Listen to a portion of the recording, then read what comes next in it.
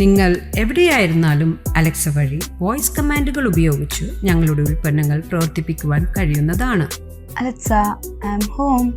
അത് ഫാനായാലും AC ആയാലും window shades പ്രവർത്തിപ്പിക്കുവാനായാലും ഇനി വോയിസ് കമാൻഡുകൾ മാത്രം മതി. പണത്തെ ചൊല്ലിയുള്ള വാക്കുതർക്കം. അസം സ്വദേശിയെ കുത്തിക്കൊലപ്പെടുത്താൻ ശ്രമിച്ച പ്രതി പിടിയിൽ. പണത്തെ ചൊല്ലിയുള്ള വാക്കുതർക്കത്തെ തുടർന്ന് അസം സ്വദേശിയെ കുത്തിക്കൊലപ്പെടുത്താൻ ശ്രമിച്ച കേസിൽ പ്രതി പിടിയിലായി.